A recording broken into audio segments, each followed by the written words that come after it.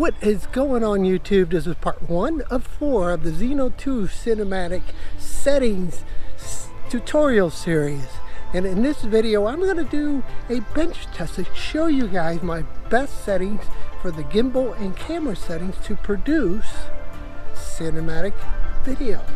All right, let's jump into the video.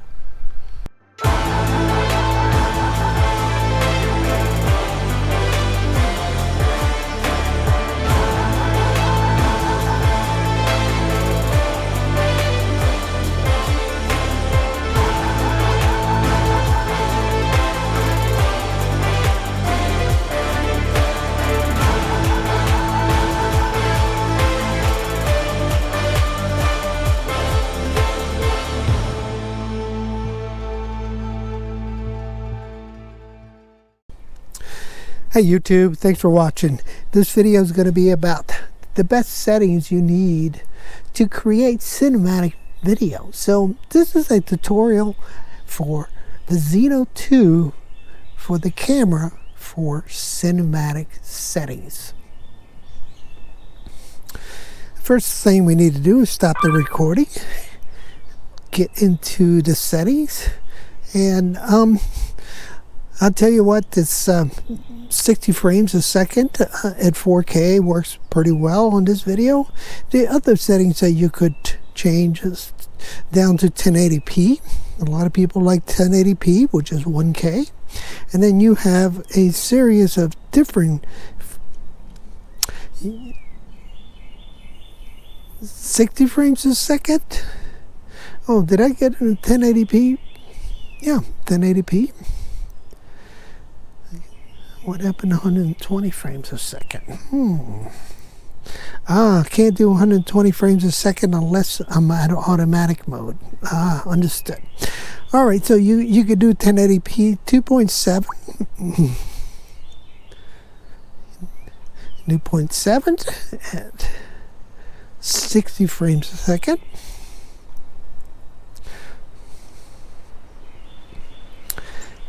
But I prefer 4K.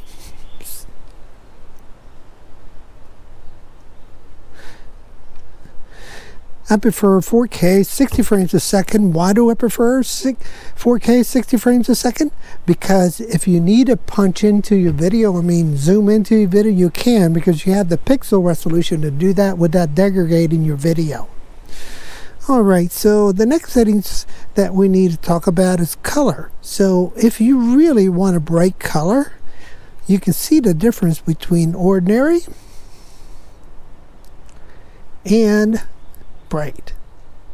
Okay, so we're going to start the ordinary.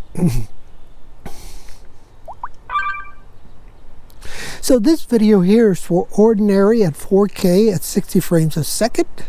As you can see here, the colors are pretty subdued. Now I'm going to stop the recording and I'm going to switch it.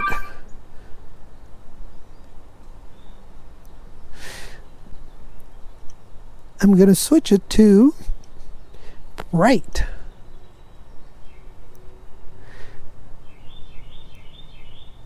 So now we're in color bright. I'm going to start the recording. This video is a 4K 60 frames a second. Color is set to bright. Once again, color is set to bright at 4K 60 frames a second. Alright, I'm going to stop the video. I'm going to get back into the settings.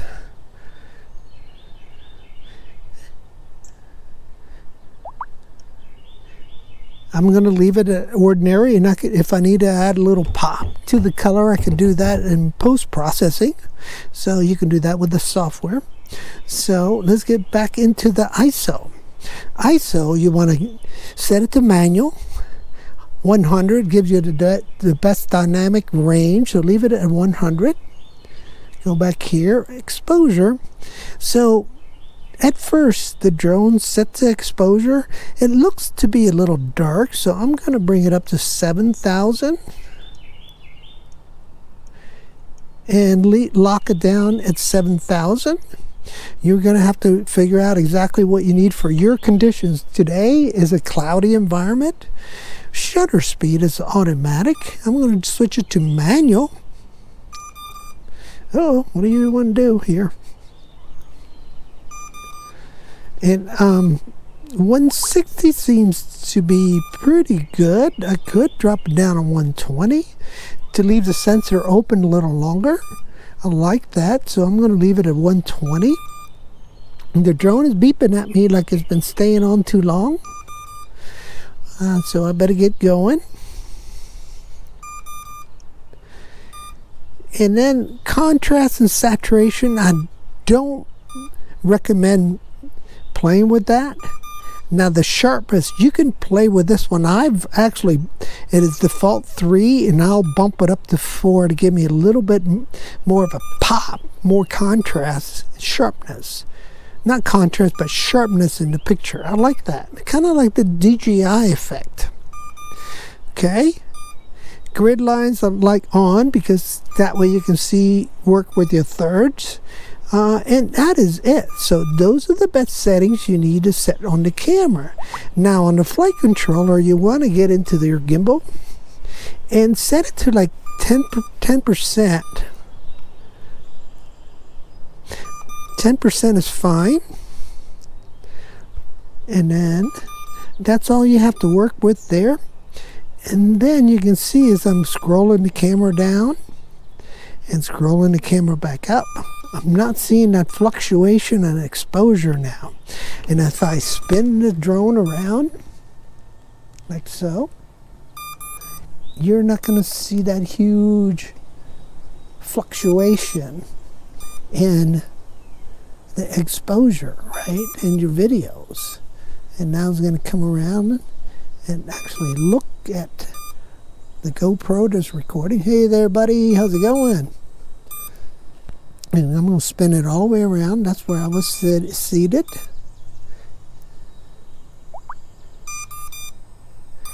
Okay, and I'm going to spin it all the way around and come back where I was. So as you can see, this gives you lockdown exposure, lockdown ISO, and you can keep everything the same, and you can do all your adjustments in your post-processing in your software video with whatever you like to use, Adobe Premiere or any other software out there for the Macs or freeware that we find on the network. All right, once again, I'm going to spin this guy around, all the way around, to show you that we're not going to get that wild fluctuation and exposure where your screen gets dark or your recording is dark and then it gets bright depending on what you're looking at, the ground or the sky. And there it is, Hero 7 recording, and here I am. We'll spin it all the way around. I have it on a Lazy Susan.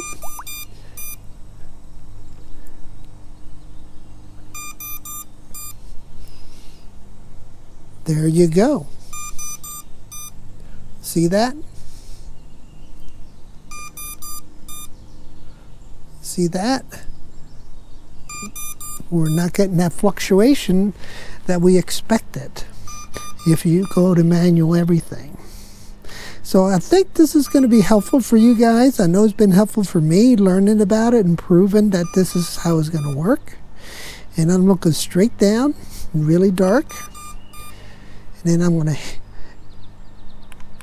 hit my function key and swing the camera all the way up. And there it is. Okay. Once again,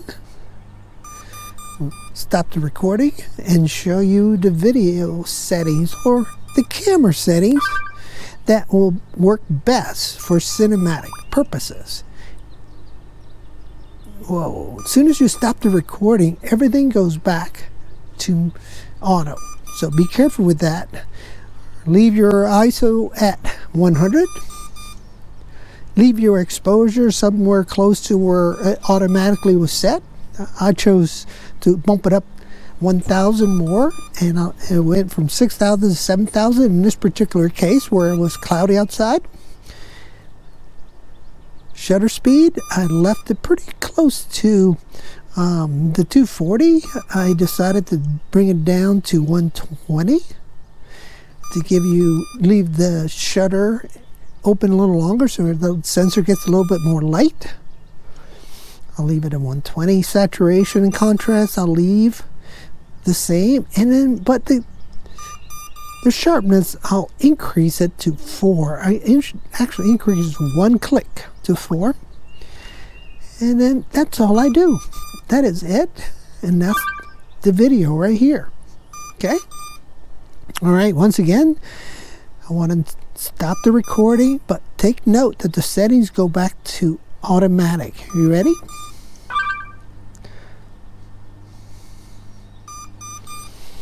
Zino's not happy. I think it's getting hot. Yep, it sure is. Now let's get into the settings. Stop. Okay, finally stopped. And you'll notice the settings all go back to automatic. So be careful with that. If you start your recording, this thing is defaulting back to automatic when you start recording or getting ready to start recording. So be careful with that. Alright, so that is it. If you guys enjoyed this video, give it a thumbs up. If you like the content of the channel, hit that subscribe button, guys. I hope you find this tutorial helpful. Thanks again and have a great day. Bye-bye.